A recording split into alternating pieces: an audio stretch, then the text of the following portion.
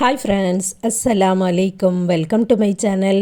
இன்றைக்கி நம்ம சேனலில் எண்ணெயே சேர்க்காத ஒரு சிக்கன் கிரேவி தான் பண்ண போகிறோம். அதுக்கு ஒரு பேன் எடுத்திருக்கேன். அதில் வாஷ் பண்ணின சிக்கனை சேர்த்துடலாம். இந்த மாதிரி பேனில் போட்டால் தான் ஒட்டாமல் வரும். 2 பெரிய வெங்காயத்தை கட் பண்ணி சேர்த்துருக்கேன். துண்டு துண்டாக கட் பண்ணினா போதும். அதுக்கப்புறம் ஒரு பெரிய தக்காளியும் சேர்த்துக்கலாம். பொடியாக கட் பண்ணின மல்லிக்கீரையும் சேர்த்துடலாம். தேவைக்கு உப்பையும் சேர்த்துடலாம். ஃப்ரெஷ்ஷான கறிவேப்பிலையும் பிச்சு போட்டுடலாம். கொஞ்சமாக இஞ்சி பூண்டு விழுதும் சேர்த்துடலாம். சேர்த்துட்டு மூடி போட்டுடலாம். கொஞ்ச நேரம் மீடியம் ஃப்ளேம்லேயே இருக்கட்டும். 2-3 பச்சை மிளகாவும் கட் பண்ணி போட்டிருக்கேன்.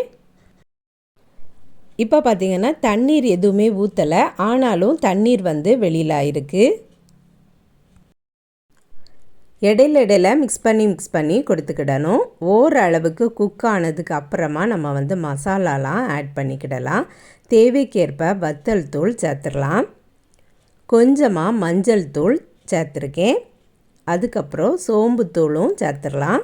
2 டீஸ்பூன் சோம்புத்தூள் சேர்த்துருக்கேன். 1 டீஸ்பூன் மல்லித்தூள் சேர்த்துடலாம்.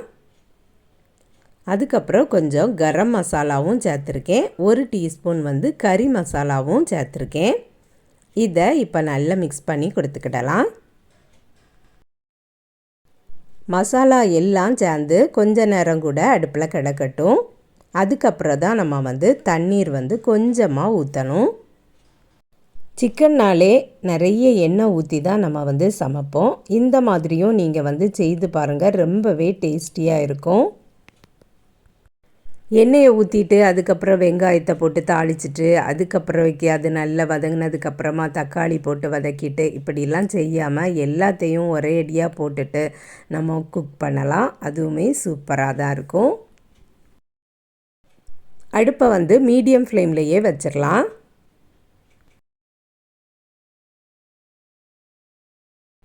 மசாலாவில் உள்ள பச்சை ஸ்மெல் எல்லாமே போயிட்டுது. இனி ஒரு 1/4 கப்பு போல் நம்ம தண்ணீர் சேர்த்துடலாம். ஏன்னா நம்ம குக்கர்லேயும் போடலை, அதனால தான் நான் ஒரு 1/4 கப்பு தண்ணீர் சேர்த்துருக்கேன். இது நல்லா கொதிக்கட்டும். நம்ம சேனலில் ஏற்கனவேயும் சிக்கன் ரெசிபீஸ்லாம் போட்டிருக்கோம். பார்க்காதவங்களுக்கு ப்ளேலிஸ்ட்டில் இருக்கும், செக் பண்ணி பாருங்கள். இப்போ பார்த்திங்கன்னா சிக்கன் நல்ல குக் ஆயாச்சு. இப்போது ஒரு கேப்சிகமை நான் கட் பண்ணி வச்சுருக்கேன், அதையும் சேர்த்துடலாம். கேப்சிகமை ஸ்டார்டிங்லேயே போட்டுட்டோம்னா நல்ல குக் ஆயிரும். அதனால தான் நான் லாஸ்ட்டு போட்டிருக்கேன். கேப்சிகமும் சேர்த்துருக்கிறதுனால நல்ல ஒரு ஃப்ளேவராகவே இருக்கும். இப்போ பார்த்திங்கன்னா நல்ல குக் ஆயாச்சு. எண்ணெய் சேர்க்காத சிக்கன் கிரேவி ரெடி ஆகிட்டு. நீங்களும் இதே மாதிரியே ட்ரை பண்ணி பாருங்கள் ஃப்ரெண்ட்ஸ். இந்த வீடியோ பிடிச்சிருந்தால் லைக் பண்ணுங்கள், ஷேர் பண்ணுங்கள். நம்ம சேனலில் இது வரைக்கும் சப்ஸ்கிரைப் பண்ணலைன்னா சப்ஸ்கிரைப் பண்ணிடுங்க. நெக்ஸ்ட் வீடியோவில் சந்திக்கிறேன். அஸ்ஸலாமு அலைக்கும்.